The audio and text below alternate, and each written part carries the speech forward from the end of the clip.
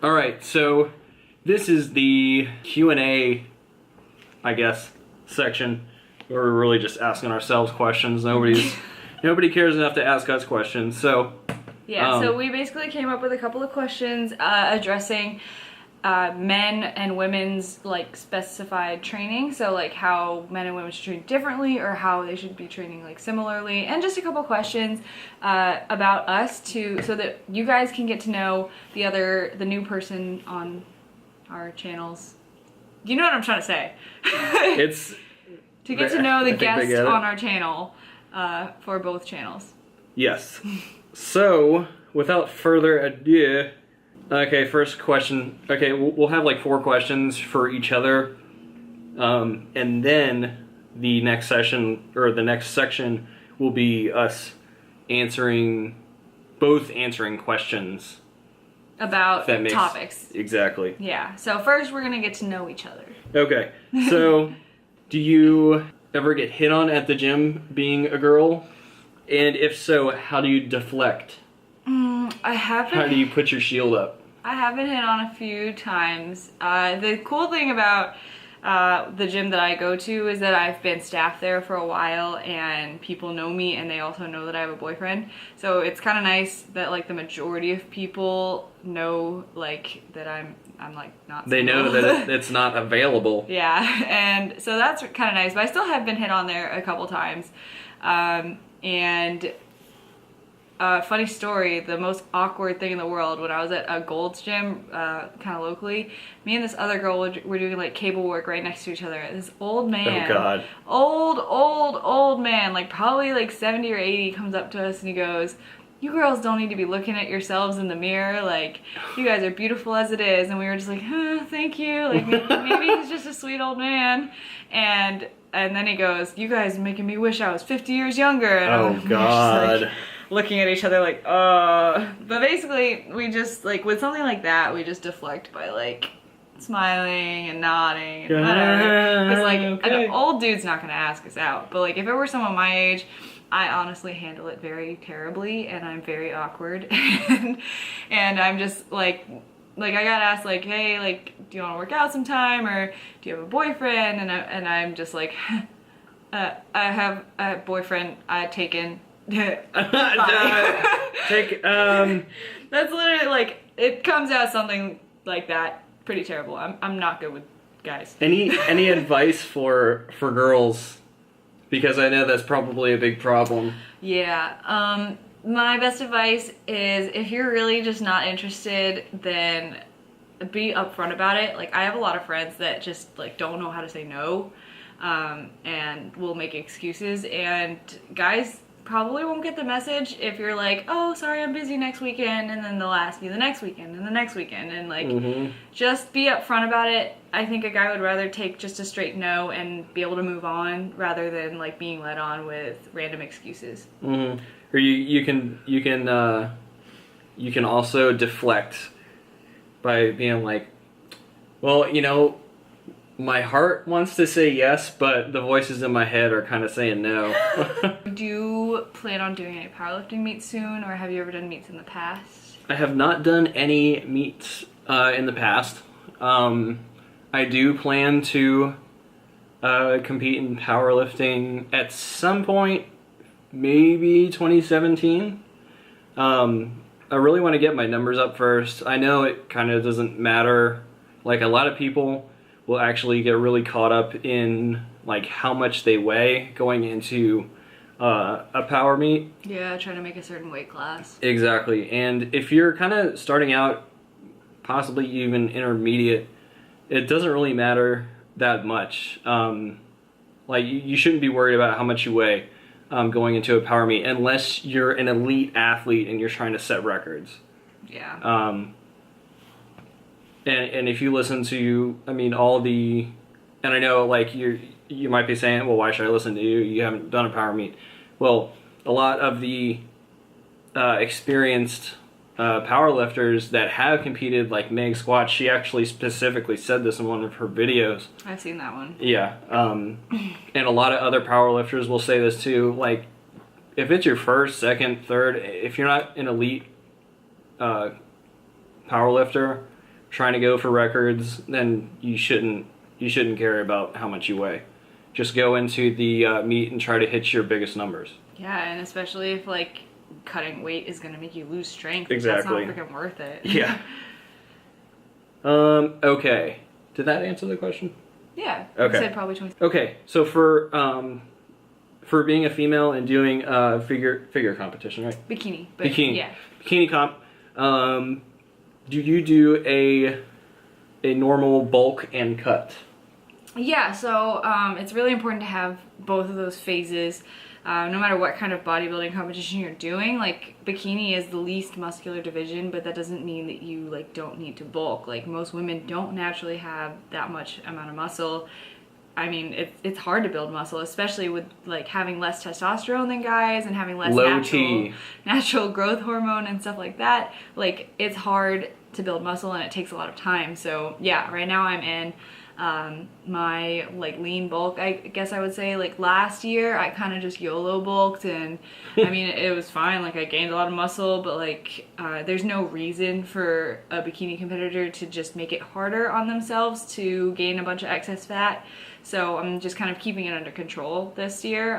Still eating a lot, still training really hard, and I mean it's a bulk. Like I am definitely gaining weight and it's fun. I like food, so it is fun. Yeah, so everything needs to be like in seasons. Everything needs to be in phases so that you can improve in a bulking season and then cut down and actually look better when you cut again. Because if you don't actually make those improvements, you're just gonna look the exact same the next time you cut down. And I don't really think that'd be fun to cut down 2 years later for a show and look the freaking same. Yeah, exactly. Let me see. Okay, how many weeks out do you start prepping for a competition?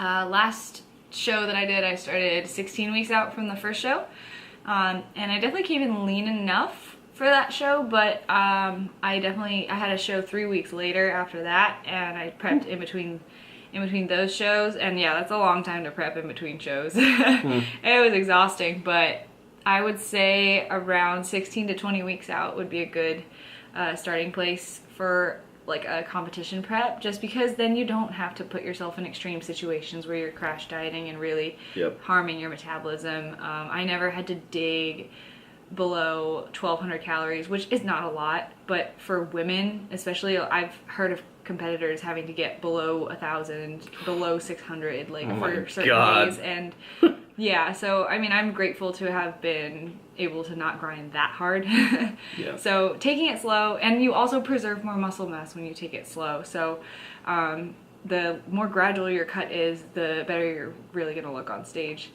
But yeah, so 16 to 20 weeks out, I was in a deficit for about 19. So yeah, and the gradual reverse diet's important as well when you're done with the show. Yeah, definitely. And your body is just very insulin sensitive at that point. So throwing a bunch of shit food at it as much as you really want to right after your show, like for like 1 night or 2 nights, like that's what everyone does. Like there's really no harm done with that, but it's the continual like binging that really messes up your long-term insulin sensitivity if you don't take a really controlled slow reverse diet. And even with mine, like you don't have to stay in a caloric deficit. You can bump calories up like decently right off the bat, but if you're not controlling it, that's where the trouble starts. You gain like 10 pounds of fat in 2 days. And then develop hyperthyroidism. Yep. Yeah, that's not to bash anyone who's gone through that though, because it does happen to a lot of competitors. I think it's fairly common actually. It's common because coaching sucks and coaches just want to make money. And a lot of girls go into it, and guys go into it not knowing like what is at stake. So it's really important to know the science behind it. And I try to go into that a lot on my channel, especially with my prep series. I tried to talk about the details as much as I possibly could. Sounds good. So my question for you, when you are putting on size and bulking to gain strength and gain size, we kind of talked about this at Chipotle, but like how do you like to keep things under control? Like do you implement mini cuts, or do you implement like like phases where you'll pull back on macros and not necessarily call it a cut, or like how do you keep things under control? Because like you're not blown up, like you look good. Yeah. So I like to do mini cuts throughout the year, periodically. So a lot of my first year was actually bulking because my starting weight before I really started lifting and learning the method of, bulking process and pretty much everything about lifting in itself. I weighed 154, currently 207. So, yeah. Hey, we don't pull that card around here. No, but the first year I was pretty much bulking for almost the whole time, and I did those mini cuts because they really help to keep things under control and to cut down on the excess fat that is gained during the bulking cycle. You can also do some light cardio to help as well to help minimize the fat gain. Not too much because you don't want to tap into your muscle stores, because that would be really bad. Yeah, but a little bit of cardio is just keeping your caloric surplus like a little bit controlled. Yeah. So like let's say your maintenance is here and you're eating here. If you do a little bit of cardio, it's just going to bring you down. Exactly. A little bit. Yep. It's all about just those ratios. Mm-hmm. So you want to talk about just like how men and women train differently? And like move to those questions? Yeah.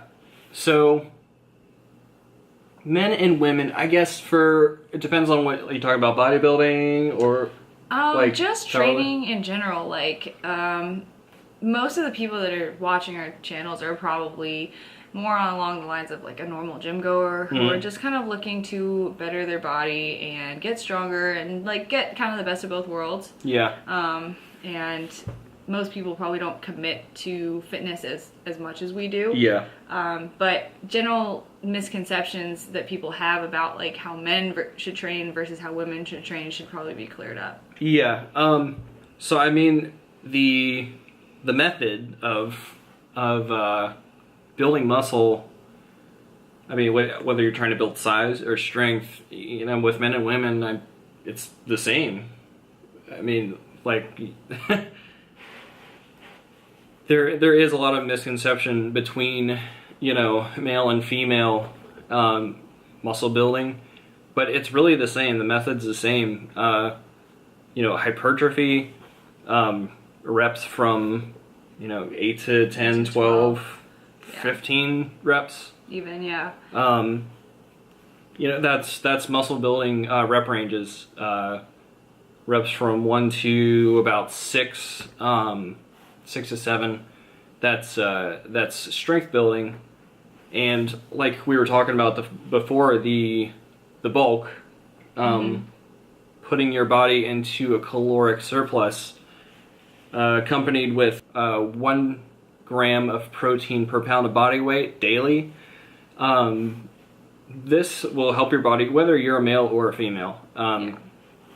This will help your body to grow muscle size, muscle volume. So I'm gonna go into more of a subtopic. So we're gonna talk about how men versus women should split up their training, like push-pull legs or upper lower, or like if women should train lower body more or whatever. And then like high reps versus low reps, which is what he just kind of touched on, and then like how nutrition should differ. And just to preface, like all 3 of those things, the general message that we're trying to send here is that it is basically the same for men and women. So like for the first topic, like how a man versus a woman should split up their lifts. So personally, what I do right now, just to give an example, I will train legs twice a week. And I will train like legs or glutes or whatever, shoulders on a separate day, back on a separate day, and chest and arms. So that's 5 days a week of training, and I'm putting that focus on my lower body because I'm a woman and I want to like build my legs and my curves.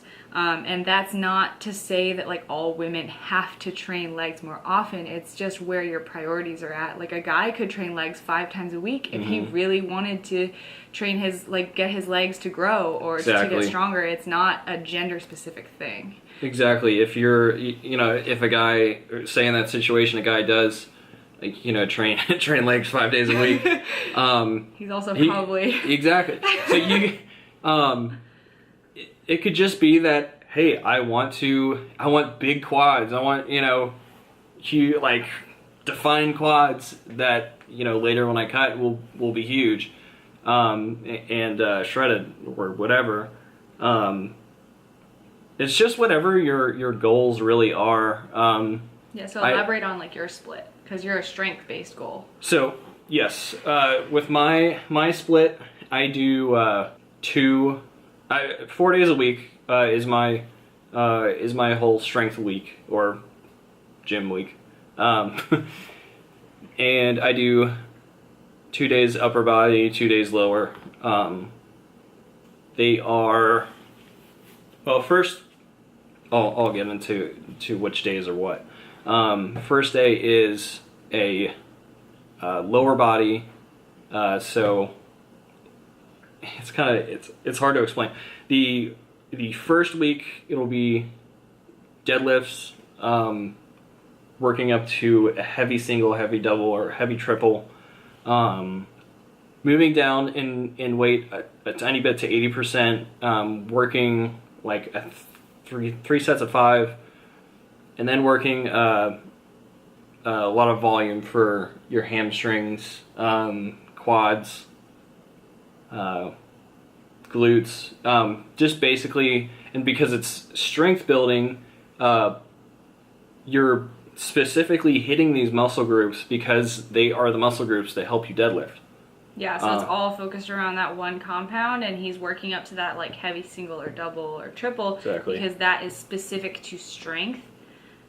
So it's specific to a goal. So if I wanted to be a power lifter or train like a power lifter, then I would change my split to something like that. Not because he doesn't do that because he's a man, and I don't train like I do because I'm a woman. It's because I am more of a bodybuilder and he is more of a power lifter. Exactly. And so that's day one. And actually the next week, specific to my training, the first day instead of deadlifts will be a squat. Yeah. So basically what I just said with that, with the deadlift, doing that variation of the deadlift and doing the accessories specific to help the deadlift the next week on that Monday. It's the same thing, but just for squat. Yeah, so very specific to powerlifting. Exactly. Then, go back to week 1. Day 2 will be bench press, some variation of bench press, and then exactly what I've just been saying. I'll move down to like 80%, do probably a 3x5, and then go to those accessories, which a lot of we just did in the previous in a workout. Yeah, I was just gonna say, like, you saw our workout today. Like, he was going for heavy singles, heavy doubles, and then backing off for like incline dumbbell press, like doing sets of 5, 6, something like that. So it's exactly like that. I mean, what I told you for day 1 with deadlift, that's pretty much the philosophy for all the days. So basically it's lower body, upper body, lower body, upper body, and there's rests in between. There's rest days in between those. Yeah.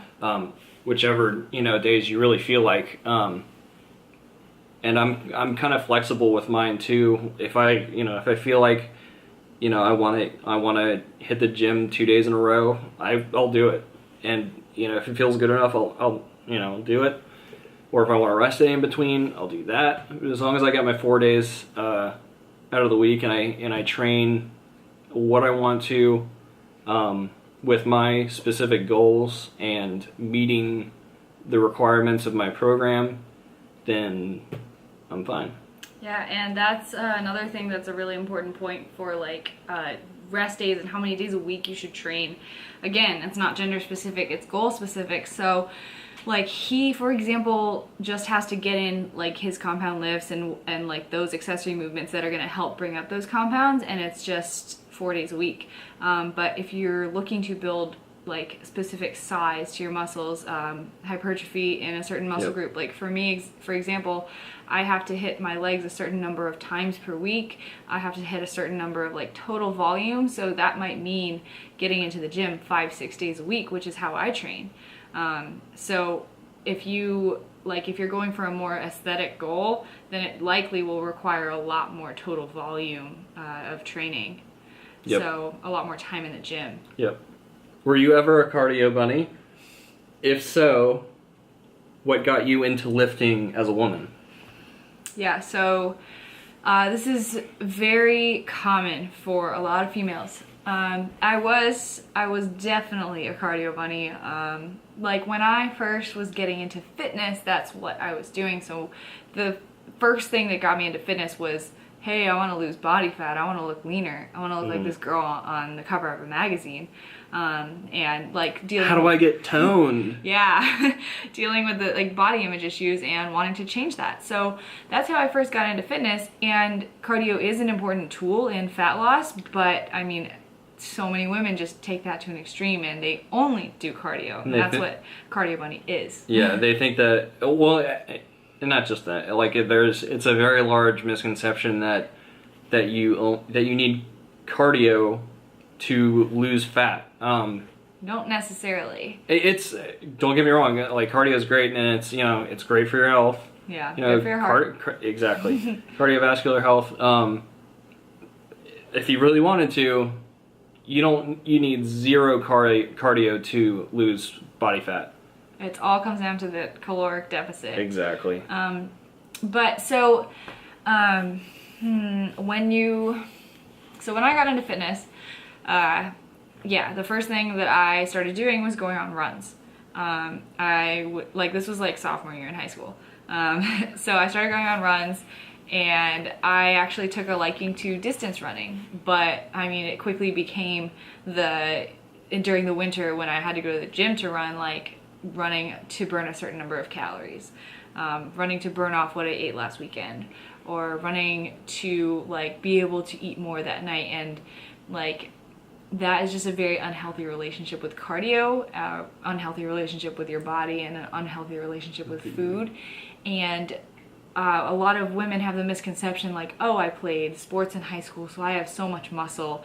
I like have always been strong, so like I don't need to lift weights, I just need cardio. And that's just not true, because if you want that shape, like cover model shape of a body and like defined whatever, training for hypertrophy, like muscular hypertrophy specific to like round shoulders, nice abs, tight glutes, like that is very specific to bodybuilding style training. It's not muscle that you're gonna have from sports. Some people have that genetically. Some people might get lucky, but in most cases, a lot of women think that they don't need to build muscle when really they do. So cardio is easily abused. What was the second part of the question?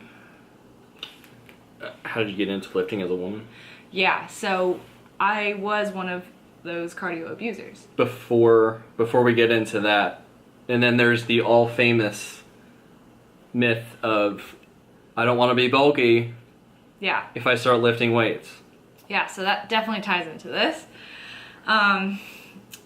I definitely was scared to kind of let go of cardio because of that fear, because I figured, oh, if I start lifting and I keep doing the amount of running I'm doing, like I'm sure I'll just stay lean, keep burning fat, yada yada. But that amount of cardio that I was doing, like 60-minute runs, like 6, 7, 8 mile runs, like that is inhibiting your muscle gain. And so it's really important. So if you want to build muscle, you have to let go of that extreme amount of cardio. It doesn't mean that you have to cut it out completely, but if you want to build muscle and shape, keep it to some kind of minimum.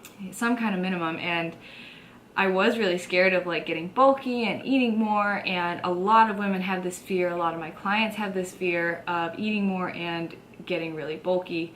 The thing is the people who have had experiences with getting bulky as a woman is not due to lifting. It's due to lifting and having an increased appetite from lifting, and then eating out of control and gaining excess fat and attributing the weight gain to lifting. And not your eating habits, and not like everything else that's going into it. Lifting in itself, I mean, like, just look at the footage of me lifting. Like, I've been lifting for 3 years as hard as I freaking can. I literally proper diet. Proper diet. I do cardio like 1 to 2 times a week right now. I'm trying to get bulky. Trying really hard. And women just don't have that in them. Women don't have the natural testosterone to build muscle like men do, or to build muscle fast even. Like, some women will gain muscle faster than others, but even then that's just a very slow rate of gain. So if you're controlling your fat gain, then muscle gain is always slow for women. But I got into lifting just by basically kind of transitioning out of cardio, bringing weights into the picture. And when I stopped playing volleyball, I was always an athlete in high school. Senior year, I stopped playing my year-round like club season and needed something to fill the time void. So I started going to the gym every day and just learning more. Like, one thing I used a lot was bodybuilding.com. I did a program off of there. They have a lot of free stuff for men and women. Did it just stop? Internal temp. The camera overheated. Didn't know that could happen. Yeah. Is it hot in here? What's your thermostat at?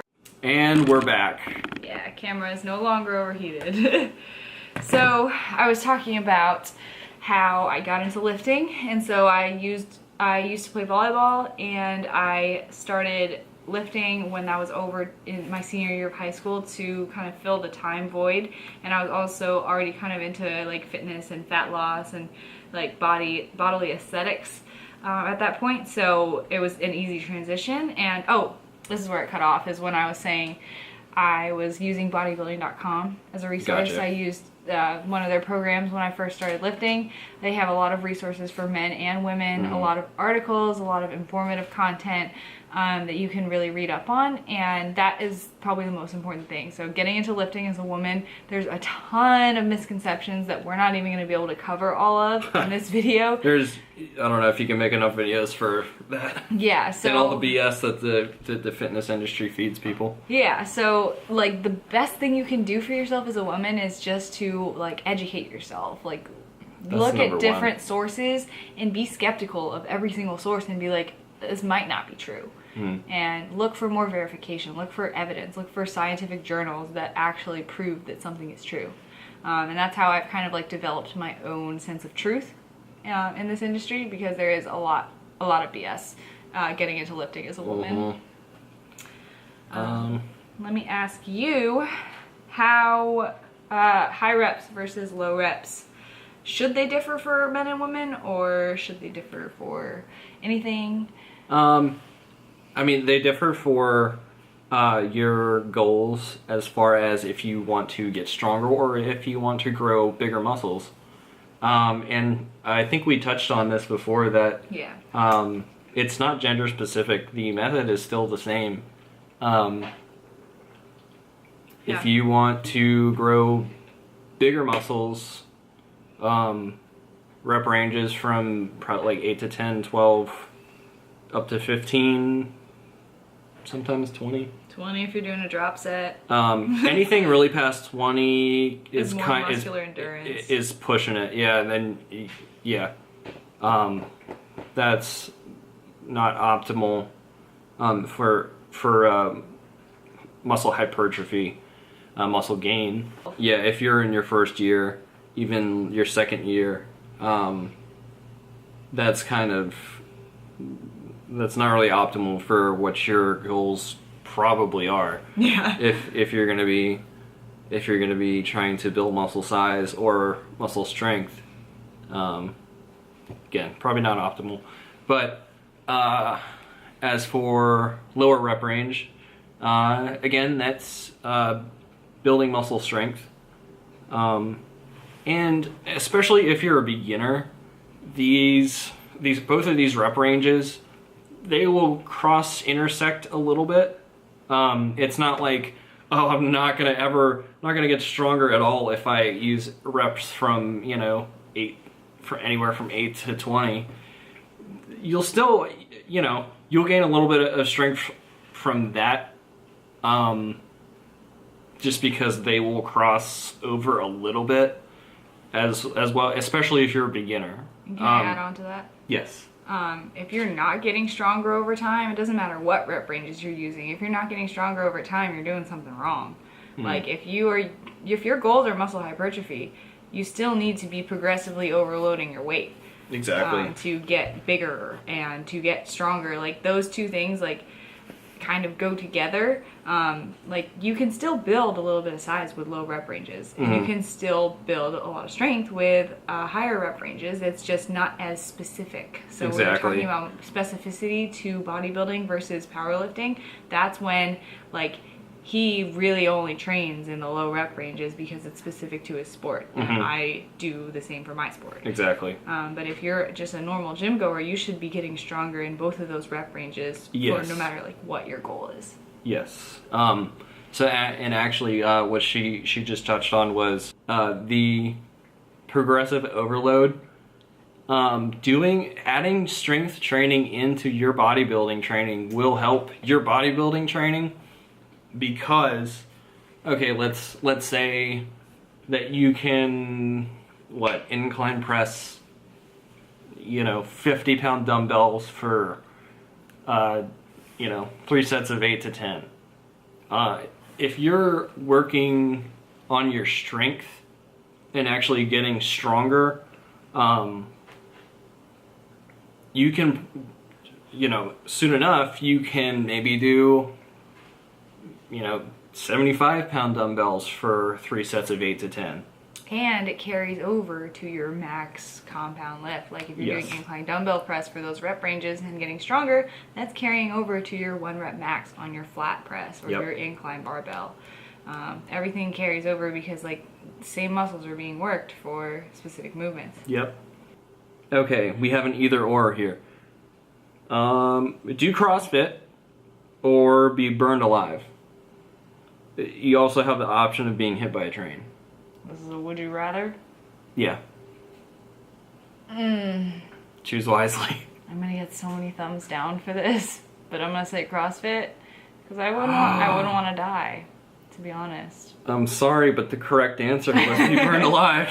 You still get to work out, and like hang cleans are kind of fun. Okay. Next question. What about you? Okay, I think burned alive. Your answer's obvious. And hit by a train. At the same time. I'll be burning on the tracks, and the train will come hit me. So, okay.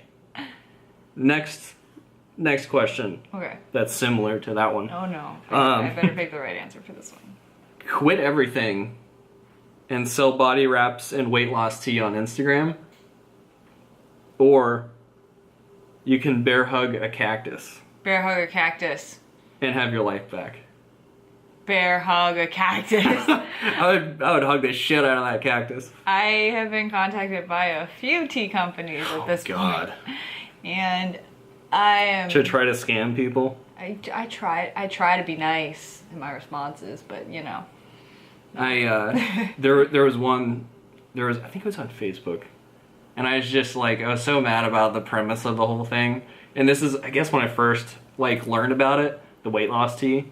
Yeah. And, I was so mad. And I typed up this whole thing explaining why it was ridiculous and stupid. Yeah. And they blocked me, immediately. Oh, my gosh. Actually, the funniest thing was I got contacted by this one tea company. I don't remember the name of it, and I wouldn't even, say the name to call them out. But their first sentence of their email to me was, "Hi, Marissa. We're a tea company, parentheses, bear with me here." Oh, God. Because they know it's bullshit. They know, and, that's just a bad sign. Tea is tea. You drink it. Exactly. It doesn't do much for you. The only, if it does anything to your weight, you're losing water weight because Yeah. it's a diuretic. So It's like the same thing as drinking a lot of coffee or eating a ton of asparagus. Like, you're just gonna pee a lot more. exactly. It's not doing anything to your fat. It's not making you lose fat. It's all water. Exactly. Same with the stupid body wrap. Oh my You know, God. you can get the same effect by being hydrated and exercising Actually, regularly. if you drink a lot of water, you'll get the same effect. Yeah. Because your body will realize that you are continuously getting water, and it will flush out your excess water stores. Correct? Yes, general recommendation Correctamundo. is a gallon to a gallon and a half of water a day. Yeah. More if you're a bigger dude and exercise a lot, and probably closer to a gallon if you're a small lady. Cool. All right. fact. Fun. Yeah. This is kind of along the same lines. Okay. What's the dumbest fitness gimmick you've ever heard of? I'm trying to think if there's. I have one thing in my head, and I'm trying to think if there's anything dumber. No, waist trainers. Waist trainers. They literally like. Okay, I get it. Like, you can like actually change the size of Is your that waist. like the corset thing? Yes, but it's Okay. because it's crushing your ribs together and your organs together. Have you seen the quick little side thing? It kind of has to do about that. They showed like rib cages of women Like X-rays. from like what time? Oh yeah. From like way back in the day when they used corsets like all the time. Yeah, and like in Egypt And- they would do like the metal rod around. Their rib cages were actually like crunched in and deformed and stuff. Like, it's not healthy. That's getting off topic. Build your lats, build your glutes. Exactly. Illusion. I didn't answer that. Yeah, what's your dumbest gimmick? Oh my gosh, there's so many. I wonder, can we say either the tea or wraps, or is that already taken because we talked about them? Tea? The weight loss tea. No, I mean, Or- that's very valid. Well, I mean, because we already talked about it. Yeah. There's so many good ones. I probably want to say the weight loss tea because they're marketing this as a weight loss product, which people that don't know any better will think that you're losing fat because they don't realize that weight loss doesn't necessarily mean that you're losing body fat. Yeah. So, and it really sucks because they're kind of taking advantage of people that don't know any better. Yeah. Oh, another one would be a 30-day fix. Ugh. Because they'll put pictures of bikini competitors on their cover who have been dieting for 16, 20, 25, 30 weeks. Mm-hmm. And they're like, look like this in 30 days. And it's just a very huge misconception in people's heads. And people Yep. believe it. People just believe whatever they see on the cover of something. Oh yeah. And it's not to blame for those people. No, It's not the at companies. all. It's false marketing. Yep. Let's see. What's the dumbest diet you've ever heard of? It's a tie between cutting out carbs and juice cleanses. Juice cleanse. Yeah, juice cleanse is a good one. I mean, like, a lot of people will say I'm cutting out carbs as my diet, and they will eat like no bread, but they don't realize that vegetables and fruit are carbs. Yeah.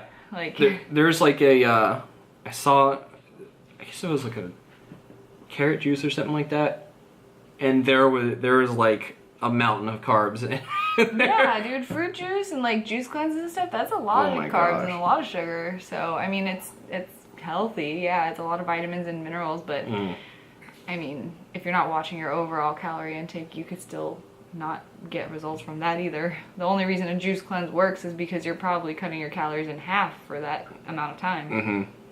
Let's see. What's mine? There's a lot.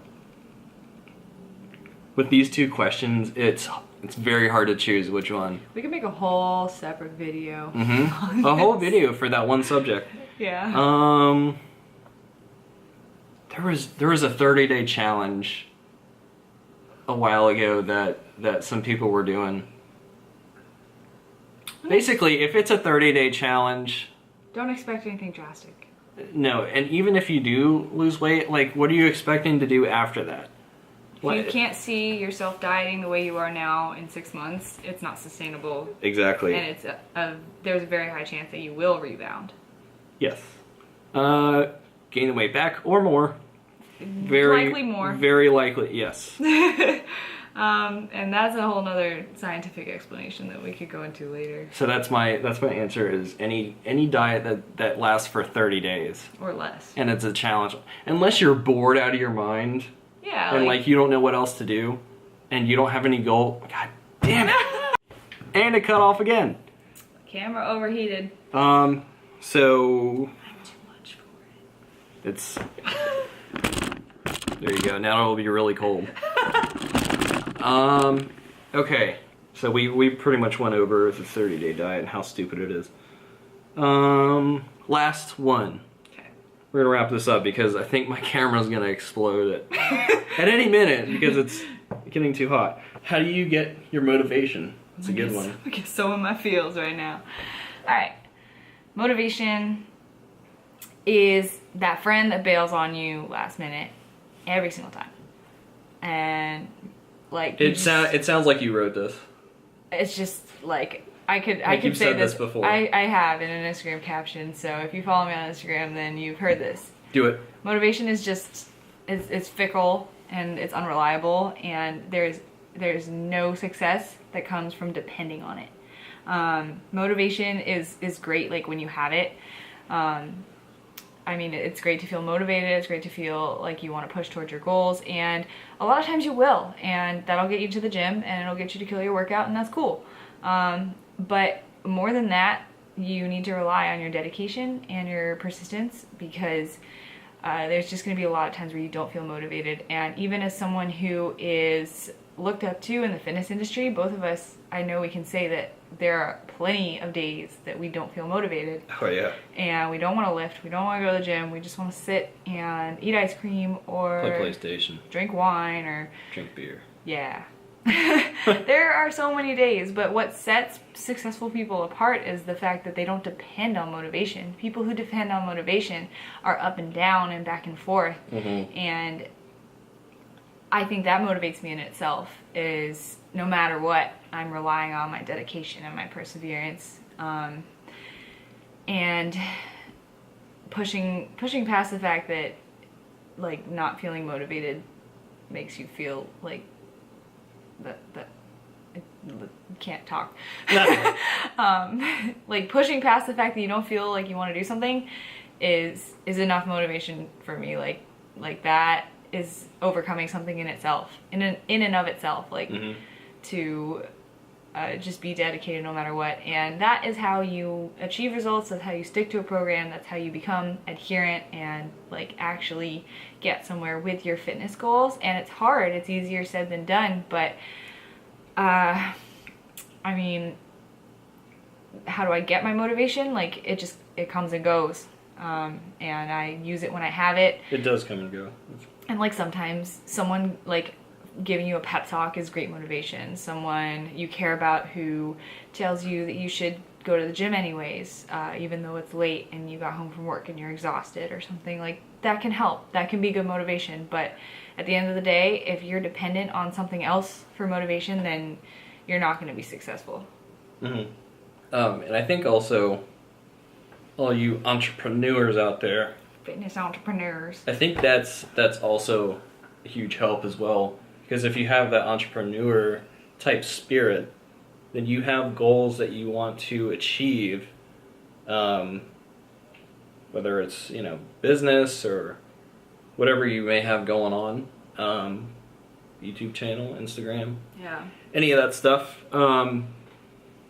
If you're trying to, grow and get yourself out there, if you're that type of person, I realize not everybody is, but that also really helps because that entrepreneur type spirit, I think really is like a secondary drive to like get your ass in gear. Yeah, and with business and entrepreneurship, this doesn't have to be fitness related. Like you have to do a lot of work in the initial stages of whatever you're trying to do for no return.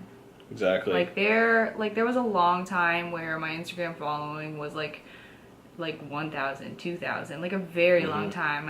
I freaked out when I got 100 subscribers on YouTube. Like, like you're gonna do a lot for like so little return, and like that is just where the dedication and the perseverance comes in when you're looking at what you've had in return and realizing like it's not paying off yet. Same thing with fitness, like it will in the long run. Exactly. But if you rely on that motivation, God. All right, yeah. So if you rely on that motivation, then you might stop before your business blows up, and you just have to rely on that internal drive, intrinsic motivation. It's not gonna blow up from day one. Yeah, unless you get really lucky or have a really nice ass. Yeah, that helps. All right, so we're gonna wrap this up. I have one more thing. Okay. How I started out, like my first year, like lifting and everything like that. I'll talk fast. Okay. I actually watched a lot of people on YouTube, a lot of fitness YouTubers, fitness Instagrammers and stuff like that. Especially like I was just talking about with the entrepreneurship. A lot of those big YouTubers are entrepreneurs. They have their own businesses and clothing, and some even have supplements and stuff. And like that motivates the hell out of me because that's how I want to be. Those are my those are like my goals that I want to achieve. And watching those people really helps me to sometimes kick my ass in gear and realize it's tangible. Exactly, like it is. If you go back, I've done this with almost every huge channel. Christian Guzman, Max Tuning, Amanda Bucci. Yeah, exactly. I just watched that one today. Actually, that's funny. I go back and watch their first video, and I suggest you do the same. Go back and watch their first video. They have a potato camera. Like this. Exactly. They have that, and they're like, hey guys, this is my first video. I'm gonna be talking about fitness here. And like, that's their first video. It's awkward. Exactly. It's awkward as hell. The lighting sucks. The quality is terrible. But now look what they've gotten to, and it's because they persevered through the hard times and through the non-motivation, like through the dips when you're not motivated. They just didn't quit. Like, it's it's not really that simple, but it is. Just don't freaking quit. Yep. Hopefully that gives you a little motivation. And not that I'm trying to like tote fitness YouTubers because we're fitness YouTubers. Watch us. No, I'm bringing that up because that's really what helps me. That's what gets my ass in gear when I'm in a low. Yeah. So in need of motivation. Stuff will work out. Just keep going. Don't ever quit. I think that's it. Yeah. So we're gonna wrap this up. His camera's at 3% battery. And it's about to blow up. So we're gonna be quick with this. Thank you guys for watching. Give this video a thumbs up if you like seeing Nick on my channel, and give the video a thumbs up if you like seeing me on his. Yes.